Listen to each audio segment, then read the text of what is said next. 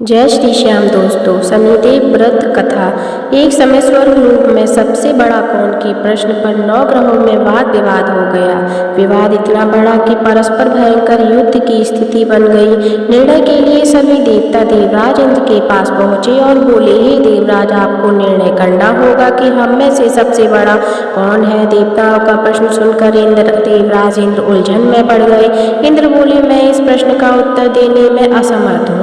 हम सभी पृथ्वी लोक में उज्जैनी नगरी में राजा विक्रमादित्य के पास चलते हैं। देवराज इंद्र सहित सभी ग्रह देवता उज्जैनी नगरी पहुंचे। महल में पहुंचकर जब देवताओं ने उनसे अपना प्रश्न पूछा तो राजा विक्रमादित्य भी कुछ देर के लिए परेशान हो उठे, क्योंकि सभी देवता अपनी अपनी शक्तियों के कारण महान थे। किसी को भी छोटा या बड़ा कह देने से उनके क्रोध के प्रकोप से भयंकर हानि पहुंच सकती थी। अचानक राजा विक्रमादित्य को एक उपाय सूझा और उन्होंने विभिन्न धातुओं स्वर्ण, रजत, चांदी, कांसा, ताम्र, तांबा, सीसा, रांगा, जस्ता, अभ्रक व लोहे के 9 आसन बनवाए। धातुओं के गुणों के अनुसार सभी आसनों को एक दूसरे के पीछे रखवाकर उन्होंने देवताओं को अपने अपने सिंहासन पर बैठने को कहा। देवताओं के बैठने के बाद राजा विक्रमादित्य ने कहा, आपका निर्णय तो स्वयं हो गया। जो सबसे पहले सिंहासन पर विराजमान है वही सबसे बड़ा है। राजा विक्रमादित्य के निर्णय को सुनकर शनि देवता ने सबसे पीछे आसन पर बैठने के कारण अपने को छोटा जानकर क्रोधित होकर कहा, राजा विक्रमादित्य, तुमने मुझे सबसे पीछे बैठाकर मेरा अपमान किया है। तुम मेरी शक्तियों से परिचित नहीं हो, मैं तुम्हारा सर्वनाश कर दूंगा। शनि ने कहा, सूर्य एक राशि पर 1 महीने, चंद्रमा 2.25 दिन, मंगल 1.5 महीने, बुध और शुक्र 1 महीने, बृहस्पति 13 महीने रहते हैं, लेकिन मैं किसी राशि पर 7.5 वर्ष 7.5 तक रहता हूँ। बड़े बड़े देवताओं को मैंने अपने प्रकोप से पीड़ित किया है। राम को 7.5 के कारण ही वन में जाकर रहना पड़ा और रावण को 7.5 के कारण ही युद्ध में मृत्यु का शिकार बनना पड़ा। राजा, अब तू भी मेरे प्रकोप से नहीं बच सकेगा। इसके बाद अन्य ग्रहों के देवता तो प्रसन्नता के साथ चले गए, परंतु शनिदेव बड़े क्रोध के साथ वहां से विदा हुए। राजा विक्रमादित्य पहले की तरह ही न्याय करते रहे। उनके राज्य में सभी स्त्री पुरुष बहुत आनंद से जीवन यापन कर रहे थे। कुछ दिन ऐसे ही बीत गए। उधर शनि देवता अपने अपमान को भूले नहीं थे। विक्रमादित्य से बदला लेने के लिए एक दिन शनिदेव ने घोड़े के व्यापारी का रूप धारण किया और बहुत से घोड़ों के साथ उज्जैनी नगरी पहुंचे। राजा विक्रमादित्य ने राज्य में किसी घोड़े के व्यापारी के आने का समाचार सुना तो अपने अश्वपाल को कुछ घोड़े खरीदने के लिए भेजा। घोड़े बहुत कीमती थे। अश्वपाल ने जब वापस लौटकर इस संबंध में बताया तो राजा विक्रमादित्य ने स्वयं आकर एक सुंदर व शक्तिशाली घोड़े को पसंद किया। घोड़े की चाल देखने के लिए राजा उस घोड़े पर सवार हुए तो वह घोड़ा बिजली की गति से दौड़ पड़ा। तेजी से दौड़ता घोड़ा राजा को दूर एक जंगल में ले गया और फिर राजा को वहां गिराकर जंगल में कहीं गायब हो गया। राजा अपने नगर को लौटने के लिए जंगल में भटकने लगा, लेकिन उन्हें लौटने का कोई रास्ता नहीं मिला। राजा को भूख प्यास लगाई। बहुत घूमने पर उसे एक चरवाहा मिला। राजा ने उससे पानी मांगा। पानी पीकर राजा ने उस चरवाहे को अपनी अंगूठी दे दी। फिर उससे रास्ता पूछकर वह जंगल से निकलकर पास के नगर में पहुंचा। राजा ने एक सेठ की दुकान पर बैठकर कुछ देर आराम किया। उस सेठ ने राजा से बातचीत की तो राजा ने उसे बताया कि मैं उज्जैनी नगरी से आया हूँ।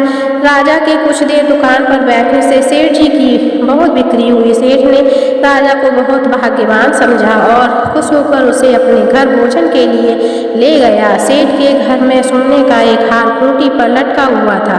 राजा को उस कमरे में छोड़कर सेठ कुछ देर के लिए बाहर गया। तभी एक आश्चर्यजनक घटना घटी। राजा के देखते देखते सोने के उस हार को खूंटी निगल गई। सेठ ने कमरे में लौटकर हार को गायब देखा तो चोरी का संदेह राजा पर ही किया, क्योंकि उस कमरे में राजा ही अकेला बैठा था।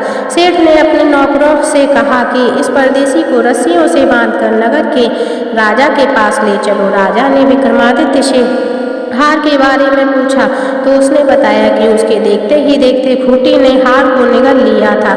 इस पर राजा ने क्रोधित होकर चोरी करने के अपराध में विक्रमादित्य के हाथ पांव काटने का आदेश दे दिया। राजा विक्रमादित्य के हाथ पांव काटकर उसे नगर की सड़क पर छोड़ दिया गया। कुछ दिन बाद एक तेली उसे उठाकर अपने घर ले गया और उसे अपने कोल्हू पर बैठा दिया। राजा आवाज देकर बैलों को हाँकता रहता। इस तरह तेली का बैल चलता रहा और राजा को भोजन मिलता रहा। शनि के प्रकोप की 7.5 पूरी होने पर वर्षा ऋतु प्रारंभ हुई। राजा विक्रमादित्य एक रात मेघ मल्हार गा रहा था कि तभी नगर के राजा की लड़की राजकुमारी मोहिनी रथ पर सवार उस तेली के घर के पास से गुजरी। उसने मेघ मल्हार सुना तो उसे बहुत अच्छा लगा और दासी को भेजकर गाने वाले को बुला लाने को कहा। दासी ने लौटकर राजकुमारी को अपंग राजा के बारे में सब कुछ बता दिया। राजकुमारी उसकी मेघ मल्हार से बहुत मोहित हुई, अतः उसने सब कुछ जानकर भी अपंग राजा से विवाह करने का निश्चय कर लिया। राजकुमारी ने अपने माता पिता से जब यह बात कही तो वे हैरान रह गए। रानी ने मोहिनी को समझाया, बेटी तेरे भाग्य में तो किसी राजा की रानी होना लिखा है, फिर तू उस अपंग से विवाह करके अपने पांव पर कुल्हाड़ी क्यों मार रही है। राजकुमारी ने अपनी जिद नहीं छोड़ी। अपनी जिद पूरी कराने के लिए उसने भोजन करना छोड़ दिया और प्राण त्याग देने का निश्चय कर लिया। आखिर राजा रानी को विवश होकर अपंग विक्रमादित्य से राजकुमारी का विवाह करना पड़ा। विवाह के बाद राजा विक्रमादित्य और राजकुमारी तेली के घर में रहने लगे। उसी रात स्वप्न में शनिदेव ने राजा से कहा, राजा तुमने मेरा प्रकोप देख लिया, मैंने तुम्हें अपने अपमान का दंड दिया है। राजा ने शनिदेव से क्षमा करने को कहा और प्रार्थना की, हे शनिदेव आपने जितना दुख मुझे दे दिया है अन्य किसी को न देना। शनिदेव ने कुछ सोचकर कहा, राजा मैं तुम्हारी प्रार्थना स्वीकार करता हूँ। जो कोई स्त्री पुरुष मेरी पूजा करेगा, शनिवार को व्रत करके मेरी व्रत कथा सुनेगा, उस पर मेरी अनुकंपा बनी रहेगी। प्रातःकाल राजा विक्रमादित्य की नींद खुली तो अपने हाथ पांव देखकर राजा को बहुत खुशी हुई। उसने मन ही मन शनिदेव को प्रणाम किया। राजकुमारी भी राजा के हाथ पांव सही सलामत देखकर आश्चर्य में डूब गई। तब राजा विक्रमादित्य ने अपना परिचय देते हुए शनिदेव के प्रकोप की सारी कहानी सुनाई। सेठ को जब इस बात का पता चला तो दौड़ता हुआ तेली के घर पहुंचा और राजा के चरणों में गिरकर क्षमा मांगने लगा। राजा ने उसे क्षमा कर दिया क्योंकि यह सब तो शनिदेव के प्रकोप के कारण हुआ था। सेठ राजा को अपने घर ले गया और उसे भोजन कराया। भोजन करते समय वहाँ एक आश्चर्यजनक घटना घटी। सबके देखते देखते उस खूंटी ने हार उगल दिया। सेठ जी ने अपनी बेटी का विवाह भी राजा के साथ कर दिया और बहुत से स्वर्ण आभूषण धन आदि देकर राजा को विदा किया।